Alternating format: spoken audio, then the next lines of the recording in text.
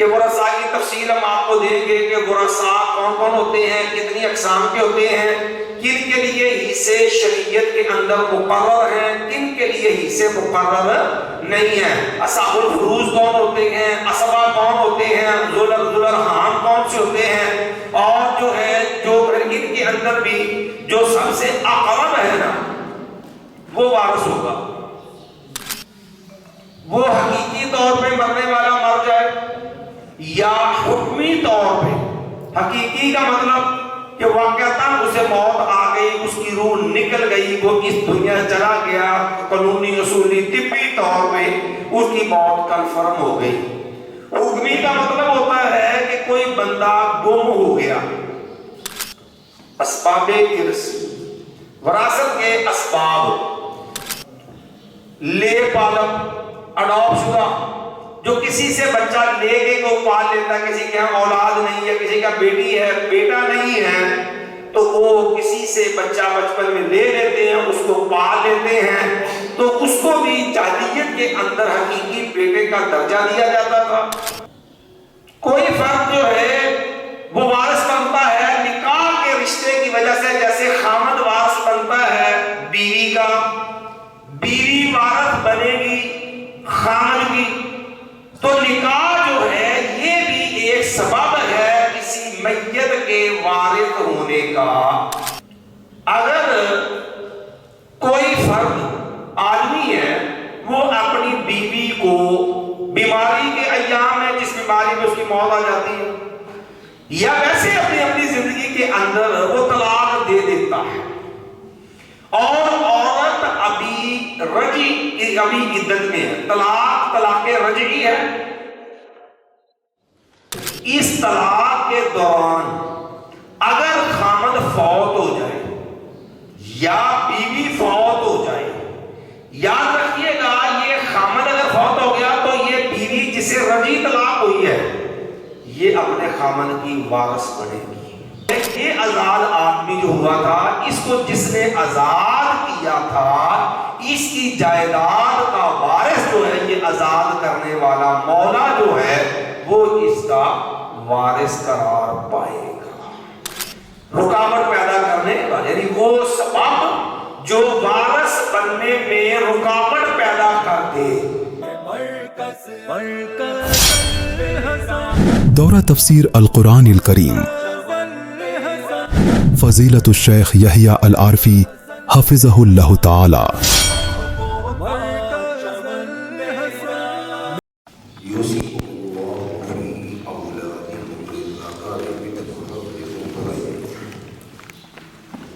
ہمارا پہلا سبق جو ہے وہ علم المیراث کا۔ سب سے پہلی چیز یہ ہے ہمیں اس بات کو جاننا ہے کہ علم المیراث کہتے کس کو ہے، یعنی عام زبان میں جب ہم پڑھتے ہیں تو کہتے ہیں کہ اس کی تعریف کیا ہے۔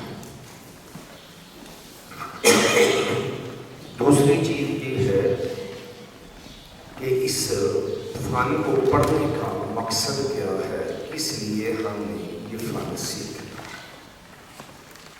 تیسری چیز ہوگی کہ اس کے مصادر کیا ہے۔ جہاں تک تعلق ہے علم المیراث، علم الفرائض، اس کی تعریف کا، یہ بات یاد رکھیے، اس میں دو علوم جو ہیں ان سے واسطہ پڑے گا۔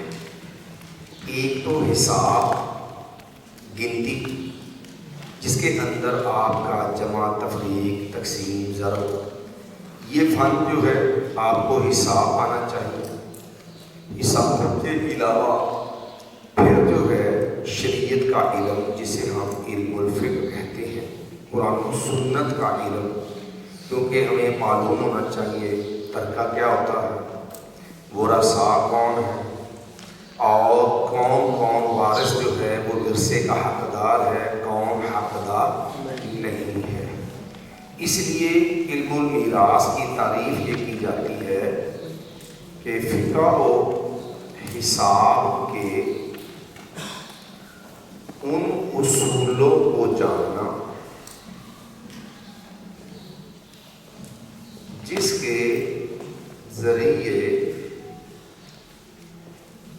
ورثاء کے حصص جو ہے وہ پہچانے جا سکے کہ ہم نے ورثاء کو ان کے حصے دینے ہیں، تو اس کے اندر ہم نے یہ دونوں چیزیں جو ہیں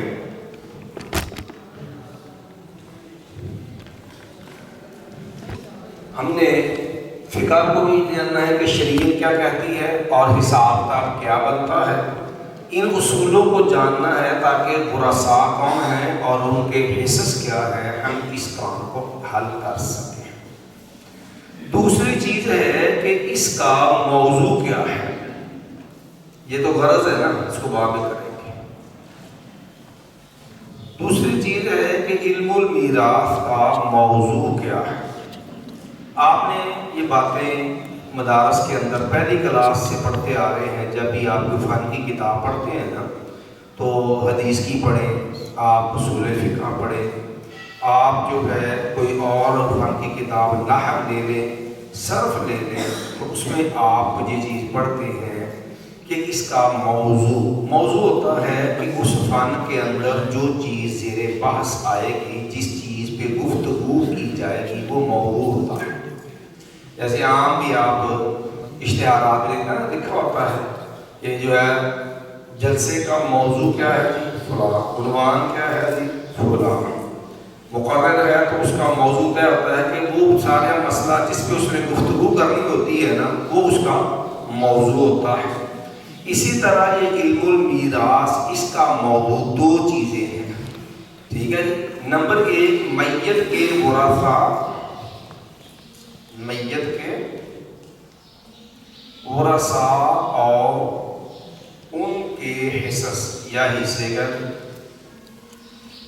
ایک تو ہم نے یہ دیکھنا ہے کہ کون کون وارث بنتا ہے اور کون وارث نہیں بنتا، پھر کس وارث کو کیا حصہ ملنا ہے، اس پر ہم نے اس فن کے اندر ساری بحث ہماری ابتدا سے لے کے انتہا تک ان دو چیزوں پہ رہنی ہے، میت کے ورثاء اور ان کے حصص۔ ہمیں ورثاء کا علم ہونا بھی ضروری ہے اور حصص جو ہیں، حصے جو ہیں، یہ بھی معلوم ہونے ضروری ہے۔ تیسری چیز ہے جو ہم عام طور پر لفظ لکھ دیتے ہیں، غرض و غایت، کہ اس فن کو پڑھنے کا مقصد کیا ہے، بھئی ورثاء تک ان کے حصوں کو پہنچانا، تاکہ جو جس وارث کا حصہ بنتا ہے اس کو اس کا وہ حصہ مل سکے۔ یہ ہمارا مقصد ہے اس فن کو سیکھنے سے، اس فن کو پڑھنے سے، ٹھیک ہے جی۔ باقی یہ ہے کہ پھر اس فن کے لیے ہمارے پاس مصدر کیا ہے، ہم نے یہ احکام لینے کہاں سے ہے، تو ہمارے تو بات طے ہے کہ مصادر شرعیہ، اس فن کے جو مصادر ہیں وہ سب سے پہلے رتبہ قرآن ہے، نمبر 2 سنت ہے، اور پھر تیسری چیز اجماع ہے۔ اجماع بھی ظاہر بات ہے کہ یہ قرآن و سنت سے ہی ثابت ایک ذیلی دلیل ہوتی ہے۔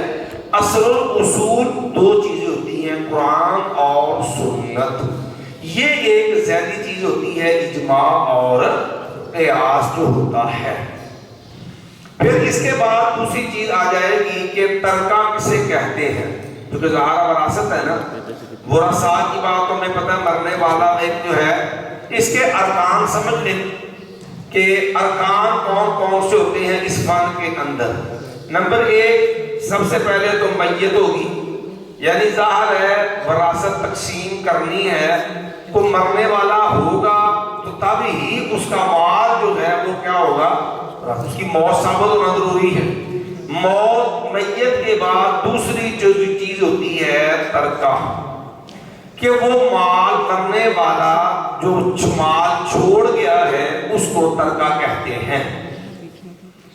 وہ کسی بھی صورت کے اندر ہو، سونا چاندی ہو، کرنسی ہو، وہ دکان ہو، مکان ہو، زرعی رقبہ ہو، جس صورت میں یہ جائیداد منقولہ ہو، غیر منقولہ ہو، یہ واضح میں رہے کہ ترکے کے لیے حلال ہونا شرط ہے. حرام چیز جو ہے وہ تو نہ رکھنی جائز ہے، نہ بیچنی جائز ہے، نہ خریدنی جائز ہے. مثال کے طور پر بندہ شراب کا کاروبار کرتا ہے، اس کی شراب کی پٹی ہے یا شراب کا سٹاک پڑا ہے، اس کے لا محالہ یہ چیزیں جو ہیں یہ تو قابل ضیاع ہیں، جن کو ضائع کیا جائے گا. یہ چیزیں جو ہیں وہ ترکے میں نہیں جائیں گی.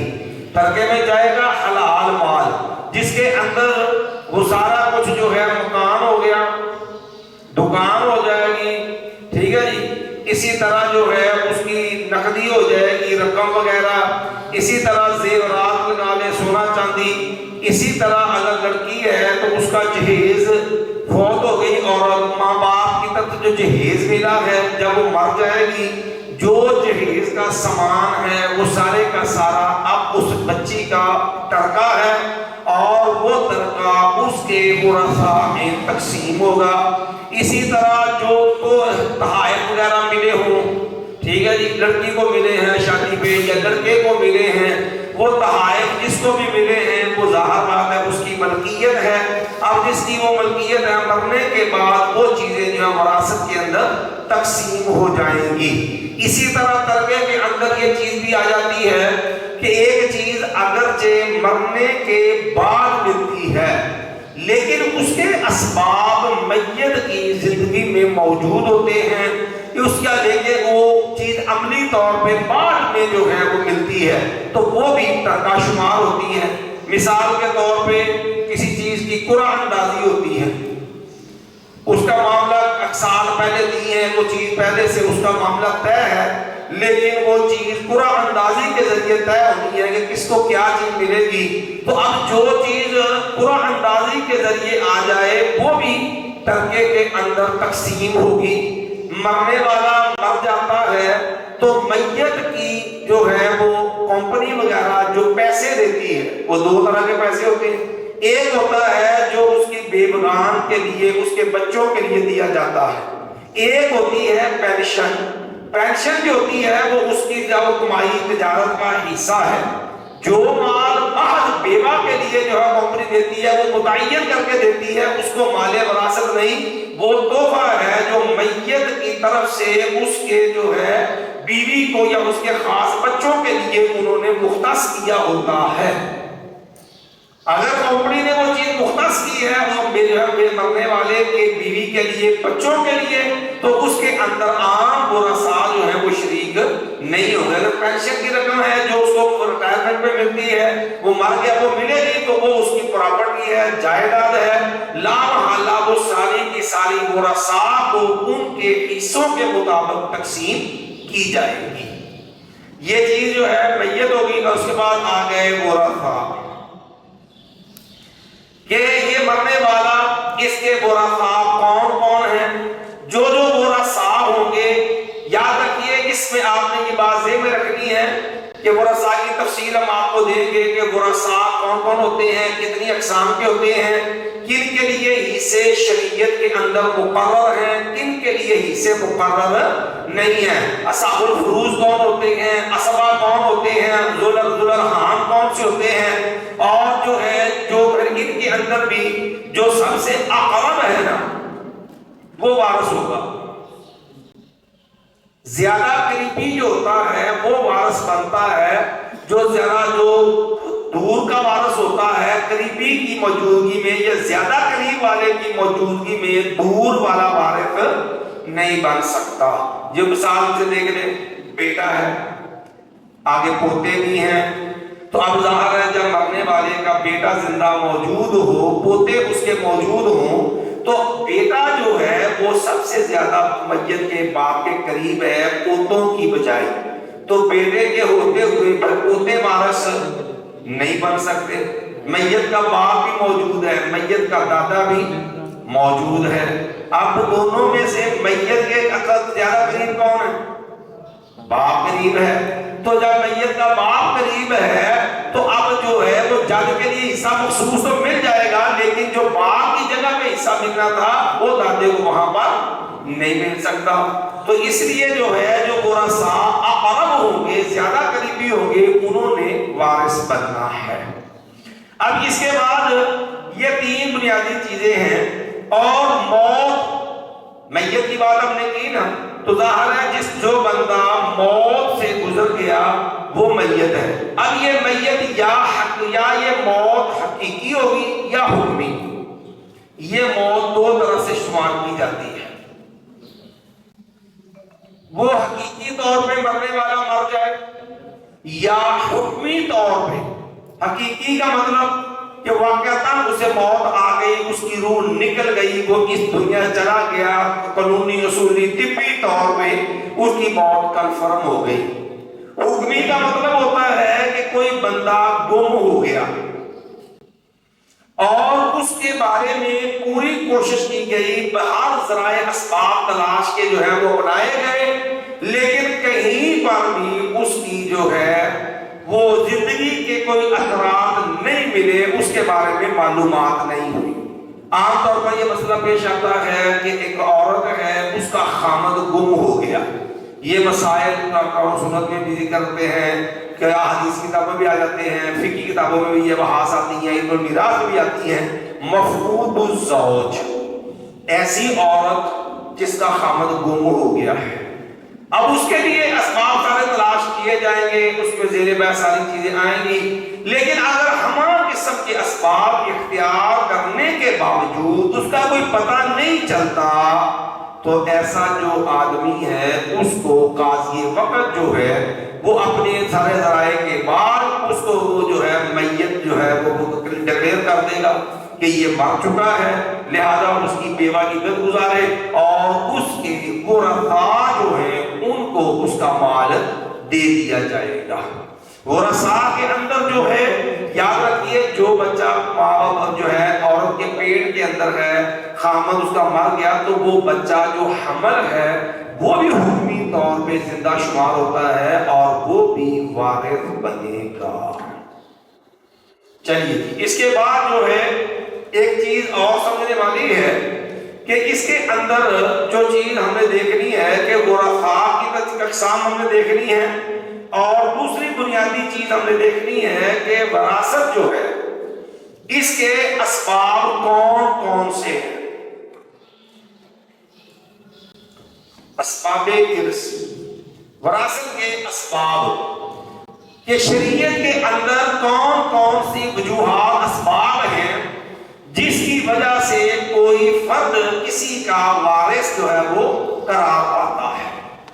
اسلام کے اندر، جاہلیت کے اندر تو اور بھی کئی کچھ تھا. اسلام سے قبل جاہلیت جو تھی نا، اس کے اندر اسباب لوگوں کے ہاں ایک تو رشتہ داری تھی. مثلا کیا لے کہ خونی رشتہ جو ہوتا ہے، خونی رشتہ تھا.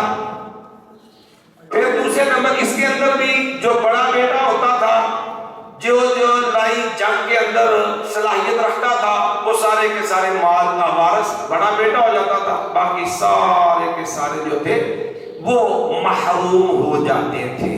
یہ جاہلیت کے اسباب کے اندر تھا کہ سب سے پہلا تھا نسب، جسے ہم نے خونی رشتہ لکھا نا، یہ وہی ہے جسے ہم عام طور پر نسب کہتے ہیں.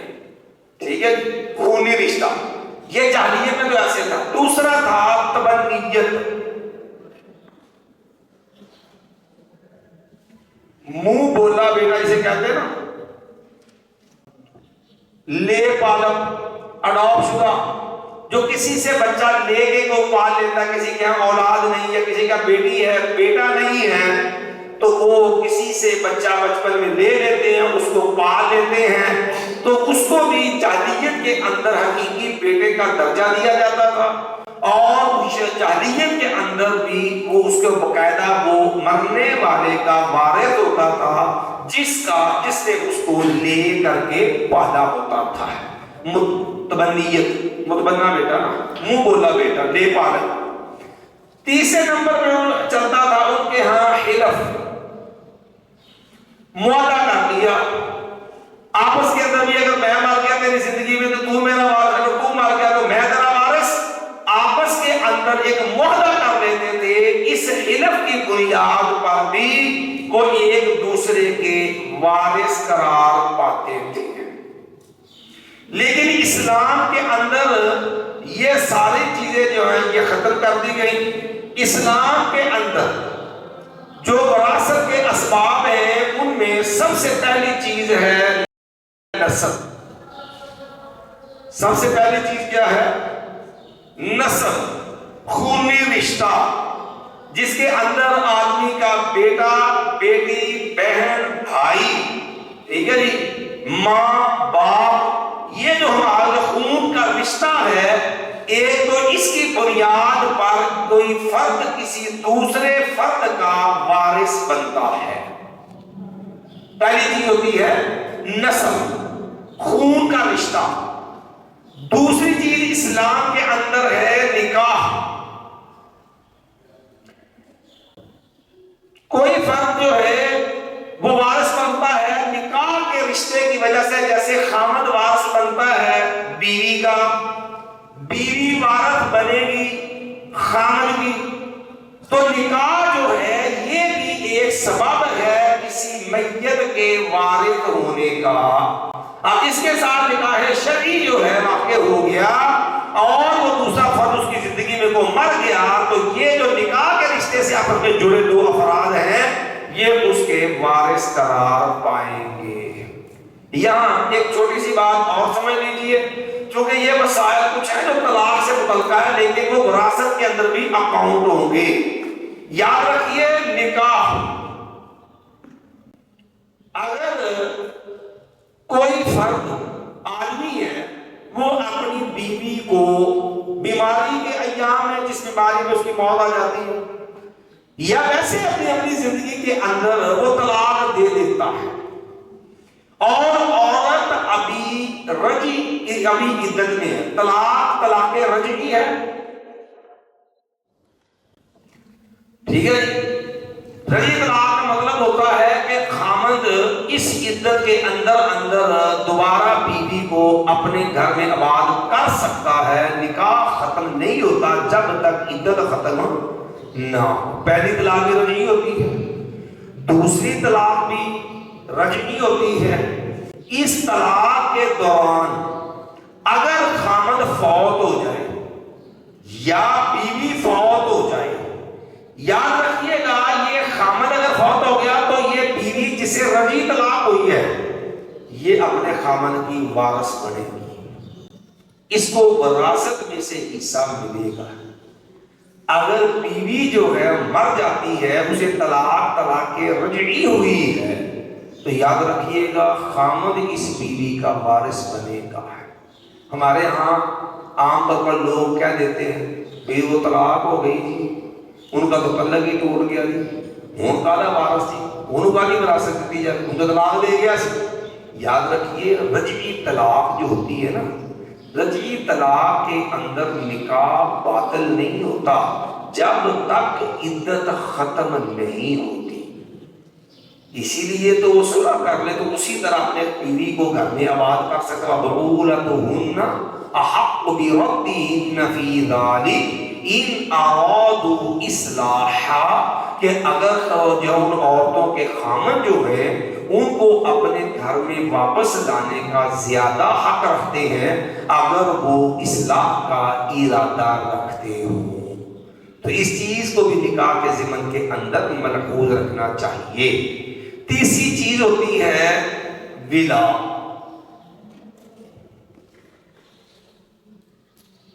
آزادی جو ہے، آزادی کی نسبت جس فرد نے کسی مرد کو عورت کو آزاد کیا ہوتا ہے وہ اس کا مولا ہوتا ہے. آزاد کرنے والے کو بھی مولا کہتے ہیں اور جس کو آزاد کیا جائے اس کو بھی مولا کہتے ہیں. البتہ دونوں کے اندر فرق ہوتا ہے. آزاد کرنے والا جو ہوتا ہے اس کو مولا اعلیٰ کہا جاتا ہے اور جس کو آزاد کیا جاتا ہے اس کو مولا اسفل کہا جاتا ہے. ایک آقا اور ایک غلام.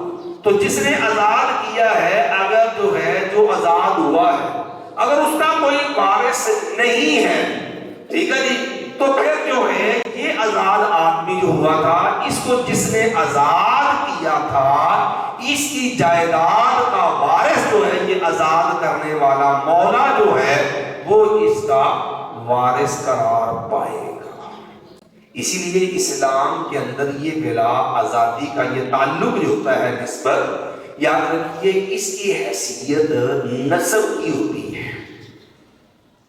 ولا جو ہوتا ہے اس کی حیثیت نسب کی ہے، جیسے رسول اللہ صلی اللہ علیہ وسلم نے فرمایا الولاء لحمۃ کلحمۃ النسب، ولا جو ہے یہ ایک تعلق ہے خونی رشتے کے تعلق کی طرح، نسب کے تعلق کی طرح یہ ایک رشتہ اور تعلق ہے۔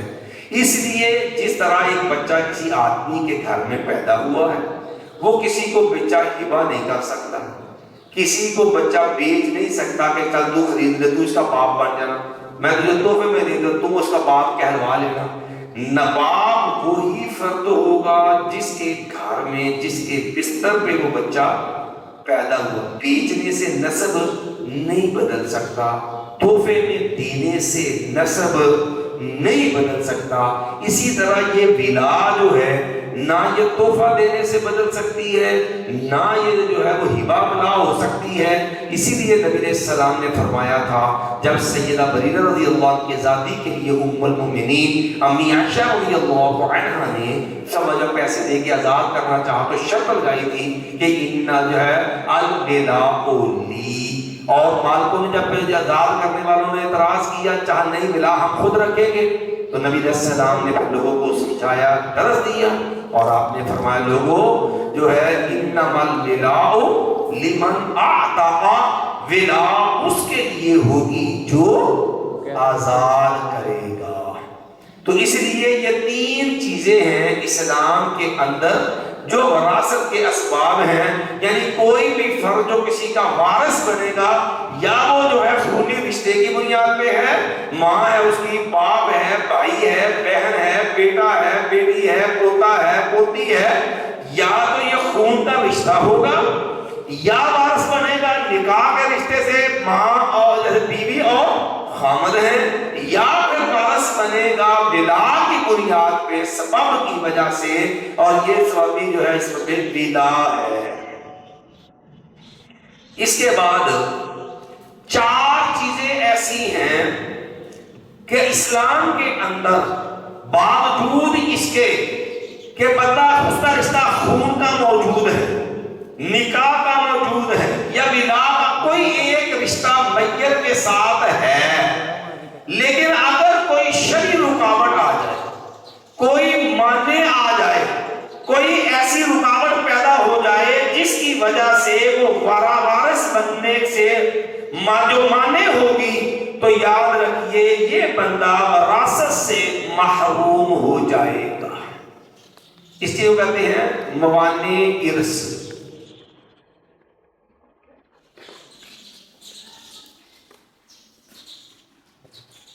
موانع یہ مانع کی جمع ہے، مانا ایمنع منعا فہو مانع، روکنے والا، رکاوٹ پیدا کرنے والا، یعنی وہ سبب جو وارث بننے میں رکاوٹ پیدا کر دے، جو وارث بننے سے روک دے، اس چیز کو کہتے ہیں مانع ارث۔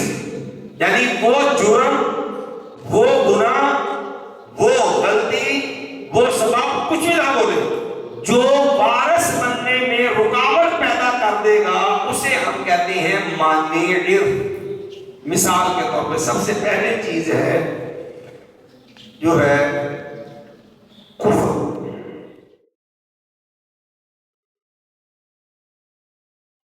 وارث اور مورث اس میں سے ایک فرد کافر ہے، باپ قادیانی ہے، یا بیٹا جو ہے وہ مرتد ہو گیا، قادیانی ہو گیا، یا عیسائی بن گیا، یہودی ہو گیا، یا ایتھسٹ ہو گیا، داہریہ بن گیا، اللہ اور شریعت منکر ہے، وہ کہتا ہے یہ ہر چیز تو خود ہے، وہ احساس سے کم تری میں یہاں تک جا گرا، اسے کہا کہ تم اللہ کا بلا کرمنا بنی آدم، بڑی معزز مخلوق ہے، تجھے رب نے پیدا کیا، تیرا ایک خالق ہے۔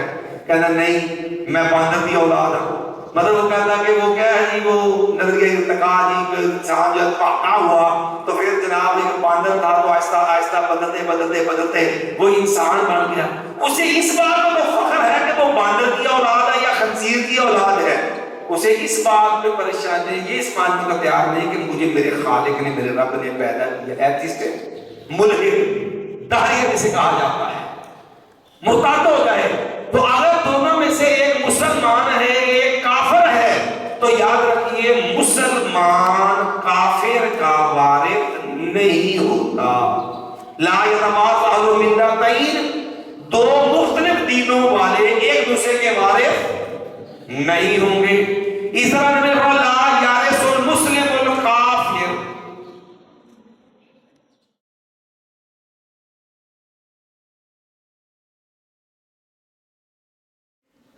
مسلمان آدمی کافر جو ہے اس کا وارث نہیں ہوگا۔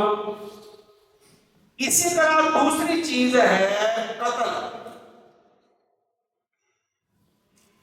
اگر کوئی جو ہے وارث اپنے مورث کو قتل کر دے، بشقاوت ہے، باپ کو قتل کر دیتا وہ بیٹا، یا بھائی کو مار دیتا ہے، بھائی جو ہے اس کی اولاد نہیں ہے، اس کے ورثاء نہیں ہے، یہ بھائی ہونے کے ناطے وارث بنتا ہے۔ تو یاد رکھیے اگر وارث جو وارث بننے والا ہے اگر وہ اپنے مورث کو قتل کر دیتا ہے تو یاد رکھیے گا یہ پھر جو ہے اس وراثت سے، اس کی وراثت سے، مقتول کی وراثت سے محروم ہوگا، اس کو مقتول کی وراثت میں سے حصہ نہیں ملے گا۔ تیسری چیز ہے غلامی اور رق۔ آج کا تو خیر اس چیز کا تصور باقی نہیں ہے، کیونکہ اسلام نے اپنی عمدہ اعلیٰ تعلیمات کے ذریعے بتدریج دنیا سے غلامی جو ہے اس کو ختم کر دیا ہے۔ کہ نبی علیہ السلام نے کہا من آتق، ٹھیک ہے جی، اب من آتق عبدا، ٹھیک ہے، آتق اللہ بکل عضو منها عضوا من النار۔ اسی طرح مختلف جرائم کے اندر ان جرائم سے معافی کے لیے اسلام نے آزادی کی ترغیب دی۔ کوئی قتل ہو جائے غلام آزاد کرو، زہار ہے غلام آزاد کر دو، قسم کا کفارہ ہے غلام آزاد کر، مختلف انداز سے، حتیٰ کہ اگر غلام پہ ظلم کیا ہے تو کہا اس کا حل یہ کہ اس کو کیا کرو، اس کو آزاد کر دو۔ تو اس لیے اسلام کی اعلیٰ تعلیمات کا یہ نتیجہ ہے کہ یہ دنیا سے وہ ظالمانہ انداز، وہ غلامی والا تصور جو ہے وہ ختم ہو گیا۔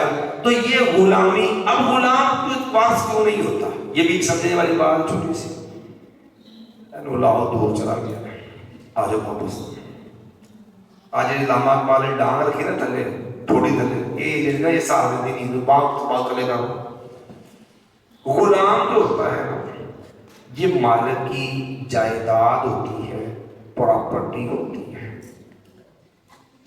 غلام کے ذاتی کوئی اختیارات نہیں ہوتے، وہ اس کو جب چاہے بیچ دے، جب چاہے اس کو کہیں وقت کسی کو دے دے، وہ اس کی حیثیت سامان کی ہوتی ہے، پراپرٹی کی ہوتی ہے، جائیداد کی ہوتی ہے، اس کا ذاتی کوئی ملک اختیار نہیں ہوتا۔ اس لیے وہ غلام جو ذاتی خود پراپرٹی ہے، اس لیے وہ کسی کا نام وارث نہیں بنے گا۔ تو اگر کوئی بندہ کافر ہے تو اس کا بھی وہ وارث نہیں بن سکتا، قتل ہو گیا، غلامی آ گئی، تو یاد رکھیے یہ چیزیں وارث بننے میں رکاوٹ بن جائیں گی۔ ٹھیک ہے جی، آج فی الحال ہم نے اتنا ہی پڑھنا تو زیادہ تھا، کچھ مزید دیتا ہے، کئی باتیں ساری حل کر لیتے ہیں، لیکن کچھ ہمارے لیٹ ہو گئے ہیں تو ہم نے کچھ تفسیر کی بنیادی چیزیں میں بھی آج کرنی ہے، تو پھر انشاءاللہ العزیز اس کو بالترتیب ہم آگے انشاءاللہ بڑھائیں گے۔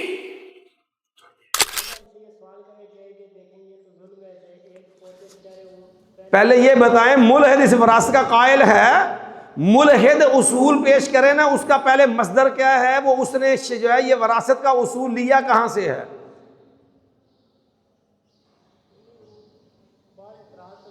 بھئی اعتراض کے لیے تو اگر وہ اعتراض کرتے ہیں، ان کے منہ میں زبان ہے، تو جواب کے لیے آپ بھی اپنی زبان کو ہلا لیں کہ آپ نے کرائے پہ دی ہوئی ہے۔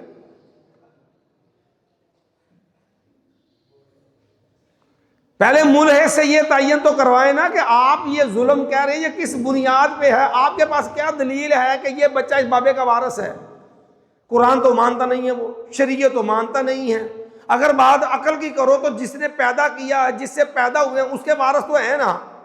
تو دادے نے پیدا تو نہیں کیا پوتے کو، یہ تو اپنے باپ کا وارث تھا نا، ماں موجود ہے اس کا وارث بن جائے۔ عقل بھی کہتی ہے جس کے بچے ہیں وہ وارث بنے نا، ایک کسی اور کا بچہ اس کا وارث کیوں بنا رہے ہو بھائی؟ اس کی دلیل تو عقل ہے نا، تو عقل تو اللہ نے آپ کو بھی دی ہوئی ہے۔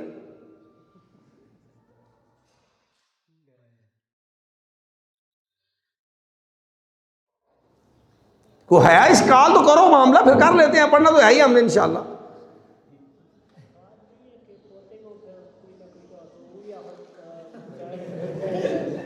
مجھے یہ بتلائیں کہ یہ کچھ نہ کچھ کوئی نہ کوئی، جب ہم نے آپ کو شریعت کا قانون دیا ہے وصیت کا، تو اب یہ بتلائیے لا وصیۃ لوارث، شریعت ورثاء کے حق میں وصیت کو باطل قرار دیتی ہے، وارث کے حق میں وصیت نہیں ہو سکتی۔ یہ وارث نہیں تھا پوتا، اسی لیے اس کے لیے وصیت رکھی ہے۔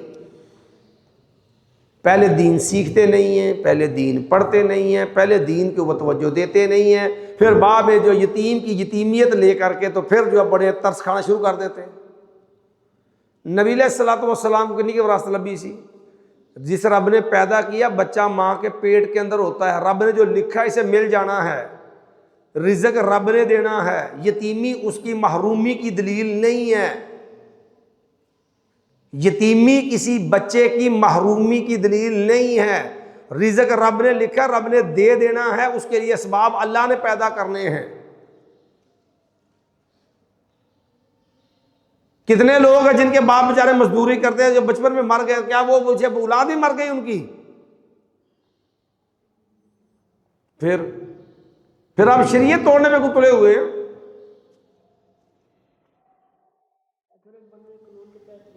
تو حرام کھایا اس نے، خالصتاً پیور حرام لیا ہے، ظلم کیا ہے، کفر کیا ہے اس نے، شریعت کو جانتے بوجھتے اس نے ناحق مال لیا ہے۔ جو کسی کا ناحق مال لیتا ہے وہ جہنم کے انگارے اپنے پیٹ میں ڈالتا ہے۔ رسول اللہ صلی اللہ علیہ وسلم نے فرمایا ان بعضکم الحن بحجتہ من بعض، تم میں سے بعض اپنی دلیل کو بڑے عمدہ انداز سے بیان کرنے والے ہوتے ہیں۔ اگر تم میں سے کوئی بندہ میرے مسئلہ لے کے آتا ہے اور میں اس کی چرب زبانی کی وجہ سے اس کے حق میں فیصلہ دے دیتا ہوں، فَإِنَّمَا أَقْطَعُ لَهُ قِطْعَةً مِّنَ النَّارِ، میں محمد صلی اللہ علیہ وسلم بھی فیصلہ کر دوں، میرا فیصلہ بھی وہ مال اس کے لیے حلال نہیں ہوگا۔ نبی علیہ السلام دے کولوں غلط فیصلہ کروا لو اپنی چرب زبانی نال، فیصلہ گواہ کو جھوٹے کھڑے کر کے تے تاں حلال نہیں ہوندا۔ تے پاکستان دے جج دا فیصلہ حلال ہو جائے گا؟ ایتھے وکیل دی فیس نہ حلال ہو جائے گا؟ حرام کھایا اس نے، پیور حرام، خالص حرام ہے، ظلم ہے یہ۔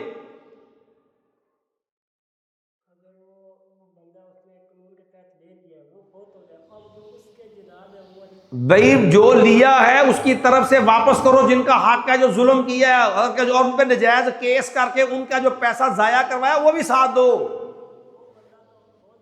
فوت ہو گیا تو مجرم دی اولاد اگے جڑی ہے انہوں پتہ سارے پیو نے زیادتی کی تھی ہے، اپنے باپ کی طرف سے ظلم کا ازالہ کر سکتے تو کریں۔ بھائی نہیں جا، حرام ماں دے حرام ہی رہنا۔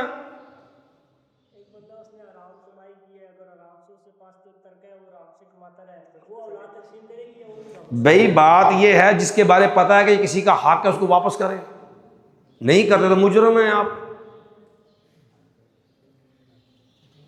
باقی صاحب رب نہ کر لیا جی قیامت والے دن بھی حرام دا حکم ہو کتنے مزید جانا۔ ہم تو شریعت کی طرف سے دلیل مسئلہ بتا سکتے ہیں، منوا نہیں سکتے، نہ منوانے کی ہماری ذمہ داری ہے۔ یہ نبیوں کی ڈیوٹی بھی نہیں ہے منوانا، لست علیہم بمسیطر، اللہ نے نبی کو بھی کہا ان علیک الا البلاغ، ہمارا کام بتانا ہے، منوانا نہیں ہے۔ بھائی کمایا ہے اس نے تو آپ کو نہیں پتا حرام کما رہا ہے، کسی کا حق چھین رہا ہے، ظلم کر رہا ہے۔ مرنے کے بعد ہی رام یاد آیا، زندگی میں نہیں یاد تھا بھی رام ہے۔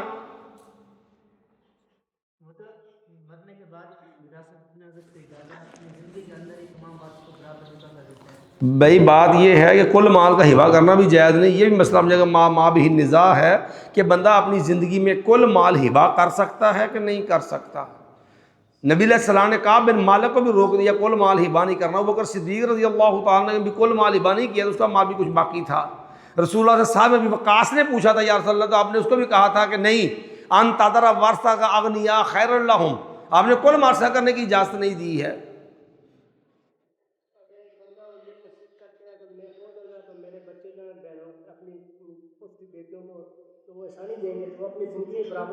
دیکھیے دو چیزیں ہیں. پہلی چیز یہ ہے کہ اصل یہ ہے کہ اصول وراثت کا تقاضا ہے شریعت کے, وراثت کے اصول کے کہ ترکہ وہ ہوتا ہے جو مرنے والا چھوڑ کے جائے. اصل وراثت بعد از موت جو مال ہوتا ہے اسی کو کہتے ہیں. اگر زندگی میں دیتا ہے تو وہ اصلاً ہبہ ہوتا ہے. ہبے کا اصول یہ ہے سووا بین اولادکم اعدلوا بین اولادکم اکل ولدک قد نحلتہ. نعمان بن بشیر کو نبی علیہ السلام نے بشیر کو کہا تھا جب انہوں نے اپنے بیٹے نعمان کو غلام دینا چاہا, کہ آپ نے سارے بچوں کو تو نے دیا؟